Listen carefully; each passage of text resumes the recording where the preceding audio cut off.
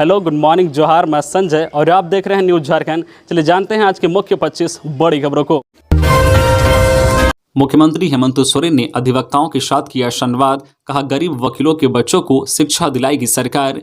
झारखंड के अधिवक्ताओं के साथ मुख्यमंत्री हेमंत सोरेन ने सीधा संवाद किया। महाधिवक्ता राजू रंजन की अध्यक्षता में वकीलों का एक समूह शनिवार को मुख्यमंत्री के साथ मिला। इस दौरान मुख्यमंत्री अधिवक्ता संवाद कार्यक्रम भी आयोजित किया। मुख्यमंत्री ने राज्य के अधिवक्ताओं की समस्याएं सुनी और कहा है कि सरकार की ओर से बढ़ाए गए स्टैंप फीस और कोर्ट शुल्क के संशोधन पर विचार किया जाएगा। राज्य के अधिवक्ता कोर्ट फीस में बढ़ोतरी, एडवोकेट प्रोटेक्शन एक्ट लागू करने और स्टैंप फीस से संबंधित पारित विधेयक में बदलाव करने की मांग को लेकर आंदोलनरत हैं। अधिवक्ताओं के साथ संवाद कार्यक्रम में मुख्यमंत्री ने कहा कि गरीब अधिवक्ताओं के बच्चों को सरकार पढ़ाएगी। मुख्यमंत्री हेमंत सोरेन ने झारखंड राज्य बार काउंसिल की ओर से चलाई जा रही पेंशन योजना में भी सरकार की ओर से मदद करने का भरोसा दिलाया है। साथ ही राज्य के अधिवक्ताओं को 5 लाख रुपए तक का स्वास्थ्य बीमा का लाभ भी जल्द उपलब्ध कराने का आश्वासन दिया है। अधिवक्ताओं के साथ हुए संवाद कार्यक्रम को लेकर झारखंड हाईकोर्ट के अधिवक्ता धीरज कुमार ने एक सकारात्मक पहल बताया और कहा है कि पहली बार राज्य के सीएम ने अधिवक्ताओं की बातों को सुना है।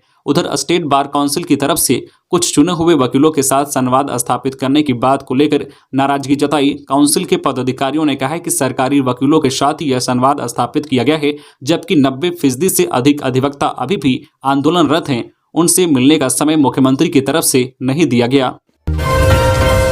झारखंड के पूर्व स्वास्थ्य मंत्री लाल हेमेंद्र प्रताप देहाती का निधन, इंदर सिंह नामधारी ने ट्वीट कर जताया शोक। रांची के रिम्स में झारखंड के पूर्व स्वास्थ्य मंत्री लाल हेमेंद्र प्रताप देहाती का निधन इलाज के दौरान हो गई है। वे पिछले कई दिनों से बीमार चल रहे थे। उनके निधन पर झारखंड के पूर्व विधानसभा अध्यक्ष इंदर सिंह नामधारी ने लाल हेमेंद्र प्रताप देहाती के निधन पर गहरा शोक जताया है। उन्होंने ट्वीट कर कहा है कि समाजवादी नेता एवं पूर्व मंत्री लाल हेमेंद्र प्रताप देहाती जी के आकस्मिक निधन की सूचना प्राप्त हुई। भगवान उनकी आत्मा को शांति दे एवं उनके शोकाकुल परिवार को दुख सहन करने की शक्ति प्रदान करें। मैं उन्हें विनम्र श्रद्धांजलि अर्पित करता हूं। आपको बता दें कि हेमेंद्र प्रताप देहाती गढ़वा के भवनाथपुर से विधायक भानु प्रताप शाही के पिता थे।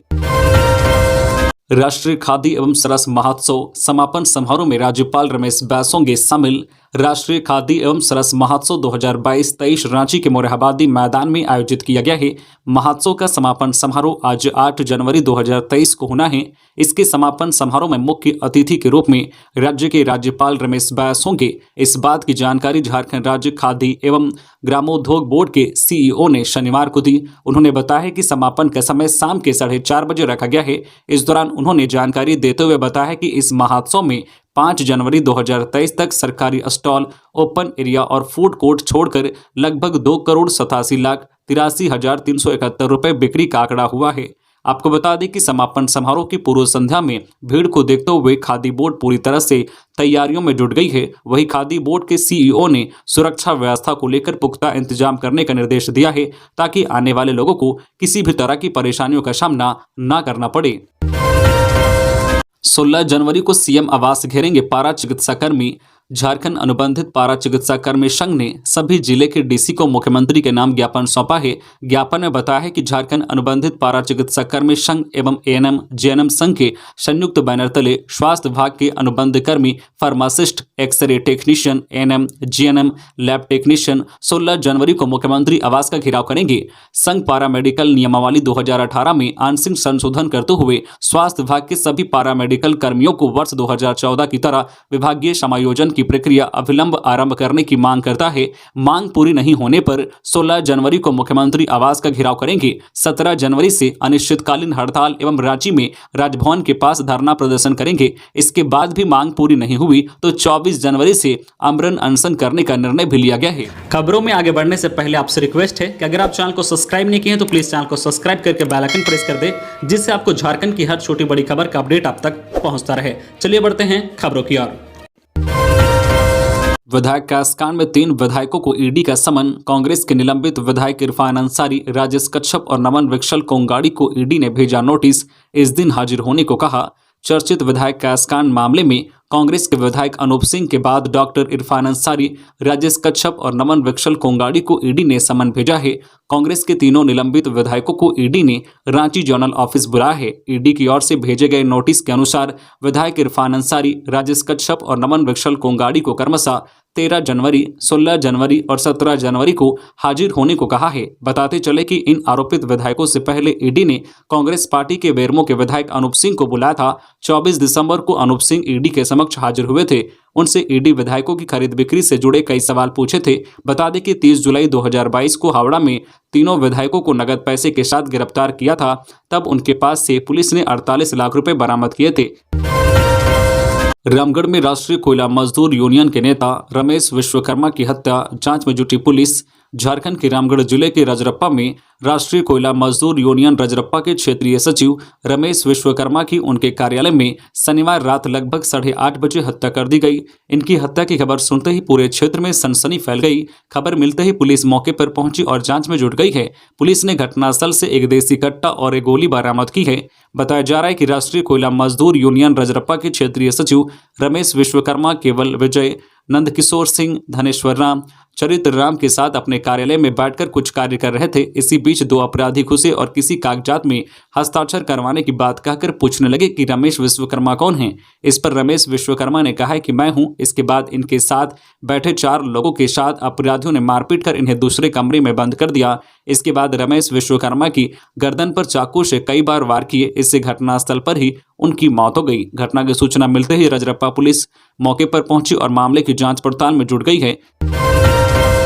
फ्लैट में आग लगने से जिंदा जली लड़की 25 मिनट तक बचाने की लगाती रही गुहार। अहमदाबाद के शाहीबाग क्षेत्र में शनिवार को 11 मंजिला बिल्डिंग की 7वीं फ्लोर के एक फ्लैट में आग लगने से 15 वर्षीय लड़की की जिंदा जलकर मौत हो गई। बताया जा रहा है कि लड़की 25 मिनट तक बालकनी से बचाने के लिए चिल्लाती रही, लेकिन उसे बचाया नहीं जा सका, जिससे लड़की की आग से जलकर मौत हो गई। जबकि परिवार के 4 लोगों को बचा लिया गया, जिनको इलाज के लिए अस्पताल में भर्ती कराया गया है। हालांकि आग लगने की वजहों का अब तक पता नहीं चल सका है। पुलिस ने बताया है कि अहमदाबाद फायर ब्रिगेड को सुबह फोन के माध्यम से घटना की सूचना मिली थी, जिसके बाद मौके पर एम्बुलेंस समेत फायर ब्रिगेड की 15 गाड़ियां पहुंच गई और आग को बुझाने का प्रयास किया गया। मिशन 2024 चाईबासा में गरजे बाबूलाल, बोले अमित शाह जी हमें इस लुटेरी सरकार से निजात दिलाइए। शनिवार को चाईबासा में केंद्रीय गृह मंत्री अमित शाह का कार्यक्रम था। इस कार्यक्रम में तमाम भाजपा नेता ऊर्जावान दिखे। मौके पर भाजपा विधायक दल के नेता व पूर्व मुख्यमंत्री बाबूलाल मरांडी ने कहा है कि चाईबासा का आयरन देश ही नहीं विदेशों में भी जाता है, लेकिन बेहद दुर्भाग्य है कि चाईबासा के लोग आज भी लाल पानी पीने को मजबूर हैं। पूर्व की रघुवर दास सरकार ने इस और काम करना शुरू किया था, लेकिन वर्तमान की हेमंत सरकार ने बंद कर दिया। इंजीनियरिंग कॉलेज और मेडिकल कॉलेज भी बनना शुरू हुआ, वह भी लटका हुआ है। फंड के पैसे का भी लूट हो रहा है।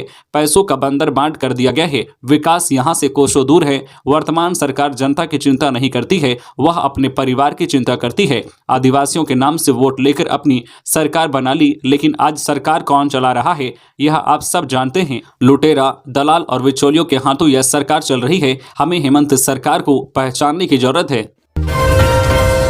कोर्ट फी वृद्धि के विरोध में अधिवक्ताओं ने निकाला प्रोटेस्ट मार्च। अपनी मांगों को लेकर की जमकर नारेबाजी।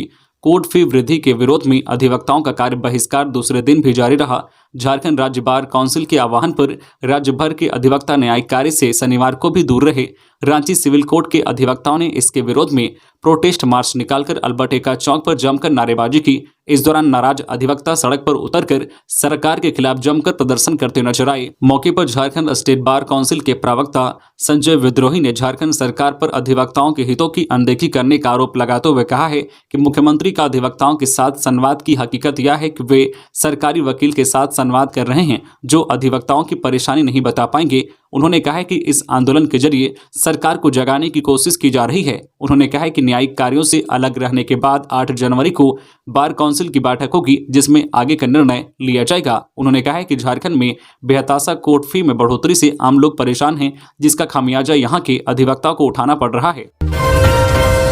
दुमका में दिन दहाड़े अपराधियों ने युवक पर की फायरिंग, बाइक छीनकर फरार। शनिवार को अपराधियों ने चिंतनपुर मोड़ के समीप एक बाइक सवार युवक पर फायरिंग कर बाइक छीनकर फरार हो गया। गोली युवक के पांव में लगी है, जिससे वह घायल हो गया। युवक का नाम देवघर जिले के पालोजोरी थाना क्षेत्र के बगदाहा गांव निवासी जावेद अंसारी है। स्थानीय लोग की मदद से घायल युवक को एम्बुलेंस से दुमका के फूलोझानो मेडिकल कॉलेज अस्पताल में भर्ती कराया गया। जावेद अंसारी अपने एक मित्र हरि पंडित के साथ बाइक से सर्टिफिकेट लेने दुमका स्थित सिद्धो कान्हू मुर्मू विश्वविद्यालय गया था। सर्टिफिकेट लेकर वापस गांव लौटते समय चिंतनपुर मोड़ के समीप दो बाइक पर सवार 4 अपराधियों ने ओवरटेक कर जावेद अंसारी को रोककर बाइक छीनने का प्रयास किया। बाइक नहीं छीनने देने पर अपराधियों ने फायरिंग की। इसके बाद अपराधी बाइक लेकर फरार हो गए। दिन दहाड़े बीच सड़क पर गोलीबारी की घटना से शहर में सनसनी फैल गई। पुलिस मामले की जांच में जुट गई है। फायरिंग की इस घटना से साबित हो चुका है कि जिले में अपराधियों के हौसले बुलंद हैं।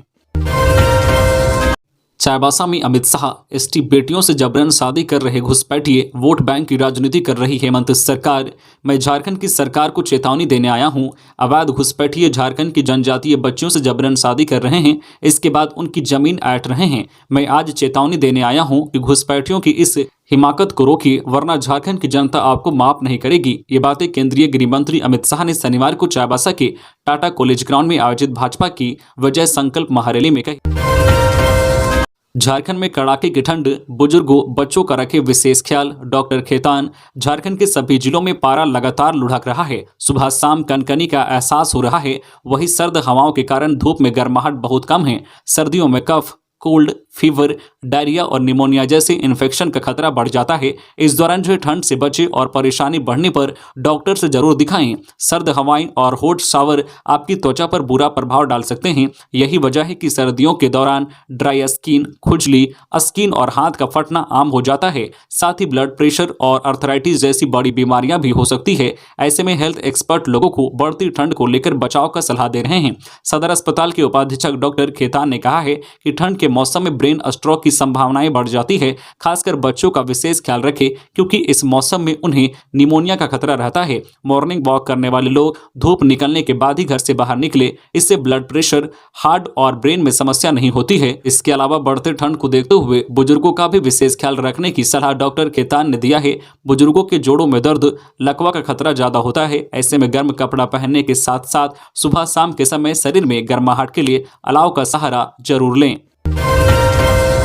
जेबीवीएनएल को लक्ष्य से ज्यादा राजस्व में हुआ इजाफा। जेबीवीएनएल ने दिसंबर माह में तय लक्ष्य 450 करोड़ से ज्यादा की वसूली की है। दरअसल इससे पहले कंपनी राजस्व की कमी की मार झेल रहा था, जिसके कारण बीते साल अक्टूबर से निगम को राजस्व घाटा उठाना पड़ा। निगम अधिकारियों के मुताबिक जेबीवीएनएल ने इस महीने 510 करोड़ रुपए राजस्व वसूल किया है, जो बगैर सब्सिडी रहित राशि है। यदि सब्सिडी जोड़ दी जाए तो यह राशि 713 करोड़ हो जाती है। इस आधार से देखा जाए तो तय लक्ष्य से कहीं अधिक राजस्व वसूली निगम को इस महीने हुआ है, जिससे बिजली उत्पादक कंपनियों को भुगतान किया जा सकता है। अधिकारियों ने बताया कि नवंबर महीने से निगम बिजली चोरी के खिलाफ लगातार अभियान चला रही थी, जिसका नतीजा है कि निगम को राजस्व वसूली में वृद्धि हुई है। नई दिल्ली में राष्ट्रपति द्रौपदी मुर्मू ने कोडरमा डीसी आदित्य रंजन को दिया digital India award. Grass root level पर आम लोगों, खासकर युवाओं को कंप्यूटर की जानकारी उपलब्ध करवाने को लेकर किए गए बेहतर कार्य के लिए शनिवार को कोडरमा जिला प्रशासन को डिजिटल इंडिया अवार्ड से सम्मानित किया गया। नई दिल्ली के विज्ञान भवन में आयोजित कार्यक्रम में राष्ट्रपति द्रौपदी मुर्मू ने यह सम्मान कोडरमा डीसी आदित्य रंजन को दिया। कोडरमा झारखंड का एकमात्र जिला है जिसे यह सम्मान मिला। सम्मान ग्रहण करने के बाद डीसी रंजन ने इस उपलब्धि के लिए सभी का आभार जताया है। आगे और बेहतर करने की बात कही। डीसी की माने तो वर्तमान में चल रहे 8 DGS computer basic training centre की संख्या बढ़ाकर जल्द 11 की जाएगी। यही नहीं, प्रत्येक वर्ष करीब 20,000 लोगों को डिजिटल साक्षर बनाने की दिशा में इन सेंटरों के माध्यम से प्रशिक्षण दिया जाएगा। रांची के मेकलू अस्कीगंज में पारा 4 डिग्री, खेत खलिहानों में जमी ओस। मेकलू अस्कीगंज में तापमान 4 डिग्री पहुंचने के साथ खेत खलिहानों में ओस की बूंदें जमने लगी है। शनिवार की सुबह मेकलू अस्कीगंज और आसपास के लोग जब उठे तो देखा कि खेत खलिहानों में ओस की बूंदें जम गई हैं। इससे खेत हल्की बर्फ की चादर जैसा दिखने लगा। हालांकि यह शुरुआत है। मायापुर पंचायत के सुदूर ग्रामीण क्षेत्र हरहू में रहने वाले माइकल धान ने बताया कि सुबह देखा कि खेत में कई जगह घास सफेद हो गई है। पिछले 3 दिनों तक आसमान में बादल के चलते कुहासा छाया रहा। आसमान में बादल साफ होने के साथ शीतलहर के कारण पारा गिर गया है। शुक्रवार की सुबह पारा गिरकर 5 डिग्री तक पहुंच गया था, जबकि शनिवार की सुबह तापमान 4 से 4.5 डिग्री दर्ज किया गया। महिला फुटबॉल चैंपियनशिप के लिए भारतीय अंडर 20 टीम घोषित। झारखंड के 9 खिलाड़ियों का चयन। महिला फुटबॉल चैंपियनशिप को लेकर ऑल इंडिया फुटबॉल फेडरेशन की ओर से इंडिया अंडर-20 ट्रेनिंग कैंप की घोषणा की गई है। यह कैंप चेन्नई में 8 जनवरी से 23 जनवरी तक आयोजित होगी। इस कैंप के लिए झारखंड से 9 खिलाड़ियों का चयन हुआ है।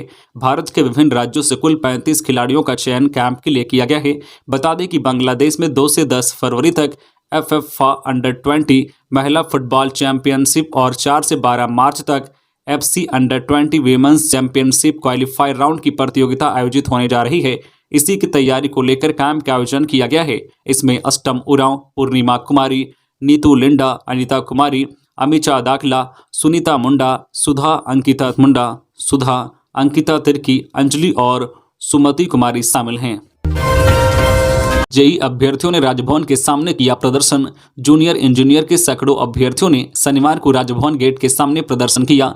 ये लोग झारखंड हाईकोर्ट के आदेश का पालन करते हुए जल्द से जल्द नई नियोजन नीति बनाकर बहाली करने की मांग कर रहे थे। उन्होंने कहा है कि हाईकोर्ट के फैसले के बाद JSSC द्वारा ली जाने वाली सभी परीक्षाएं रद्द हो गई है। उनका कहना था कि जेई की परीक्षा में किसी प्रकार का कोई संशोधन ना करे, इसे रद्द कर नए सिरे से परीक्षा ली जाए। अभ्यर्थियों का कहना था कि सरकार या JSSC किसी प्रकार का संशोधन कर जेई की परीक्षा लेती है तो मामला फिर कोर्ट चला जाएगा। प्रदर्शन का नेतृत्व कर रहे देवेंद्र महातो ने कहा है कि JSSC जल्द से जल्द जेई परीक्षा करने का नोटिफिकेशन जारी करे। इसके साथ ही राज्य सरकार जिलों का सर्वे कर नई नियोजन नीति बनाए ताकि यहाँ के विद्यार्थियों को सभी परीक्षाओं में शामिल होने का मौका मिलता रहे।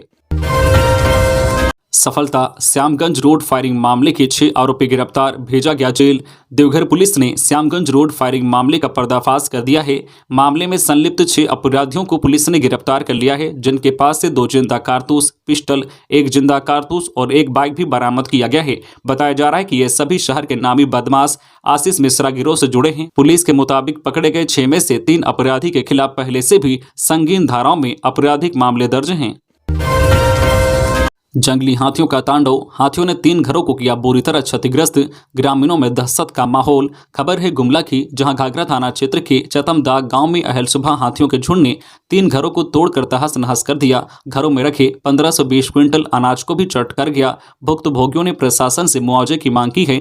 बताया जा रहा है कि घाघरा थाना क्षेत्र के चतमदाग गांव में अहल सुबह करीब 3 से 4 बजे हाथियों ने गांव में काफी उत्पात मचाया। 20 से 25 की संख्या में आए हाथियों के झुंड ने 3 घरों को निशाना बनाया। इतवारी उराइन और घनश्याम उरांव के घर को बुरी तरह से क्षतिग्रस्त किया एवं नौकी देवी के घर को भी ध्वस्त कर घर में रखे करीब 15 से 20 क्विंटल धान को हाथियों ने खा गया। ग्रामीणों के अनुसार 20 से 22 की संख्या में पहुंचे हाथियों ने आतंक मचाया। सुबह होते ही पुनः हाथी जंगल की ओर चले गए, जिसके बाद गांव में दहशत और भय का माहौल है। वहीं पीड़िता ने प्रशासन से मुआवजा देने की गुहार लगाई है। रांची पुलिस ने किया खुलासा, दानिश के कहने पर सुषमा बड़ाई को मारी गई थी गोली, 3 गिरफ्तार।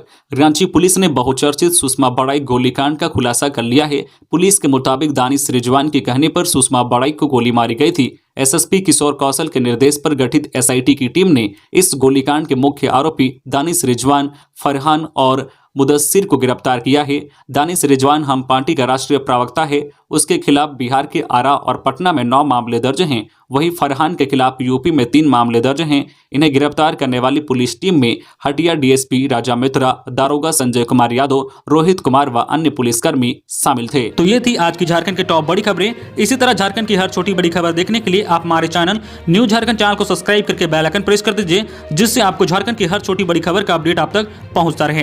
तो आज के लिए बस इतना ही, हमें दीजिए इजाजत, फिर मिलते हैं नेक्स्ट न्यूज में।